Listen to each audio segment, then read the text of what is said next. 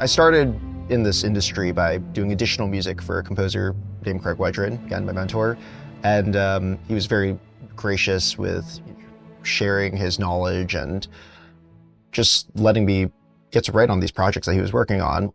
So we worked on the show New Amsterdam for NBC, Glow for Netflix, Yellowjackets for Showtime. It was really fun being able to just jump between all these different kind of sonic palettes and, you know, worlds of something that might be more orchestral leaning or something that might be just full-on 80s hair metal with Linn Drums and the works.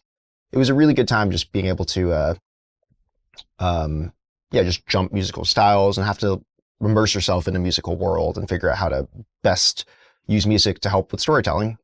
I feel like I really loved the Transformers score, and my mom has a funny story about it, which is that I think I loved that score so much. I didn't even like the movie, but I got the DVD just so I could watch the whole film just to listen to the music. And then some friend in school was like, you know, you can just buy the CD of just the soundtrack. And I think that was one of the first, I think it was Appetite for Destruction and then the Transformers soundtrack, the first movie. And those are the first two CDs I ever bought. And I think as a kid who played violin growing up and then wanted to become a rock star and start playing guitar and trying to learn all the rock riffs and such, it was really cool to just hear how guitars, orchestras, huge synthesizer, you know, modular walls and all that come together into something that just feels so right for the movie.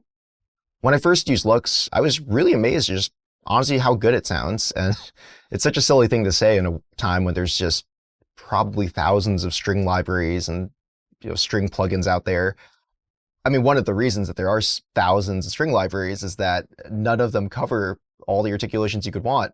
And it's like right when you found the one you think is going to work, and then you get asked to do a disco string arrangement and you realize, oh, wow, this one that I've been using for a year can't do the meow kind of string thing.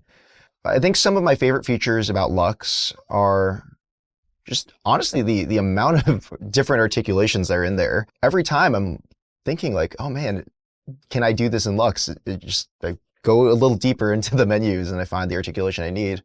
And so far, yeah, I haven't thought of something that isn't in there.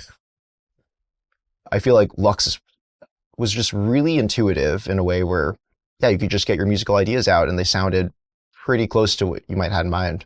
I mean, LUX is quickly becoming my favorite string library just because of the amount of dynamic range you get, the expressiveness from these performances that you do. And I think a lot of people forget that too. It's with the sample library, you should be performing it and you should be a musician still. It's not like you're trying to recreate famous John Williams lines. Like you should be able to create your own soaring lead and make it feel as expressive as an orchestra would want it to be.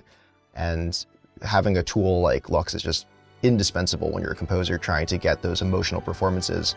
And as a film composer, you're trying to sell the emotion for someone else's film, and having a string section that just sounds really, really good is invaluable.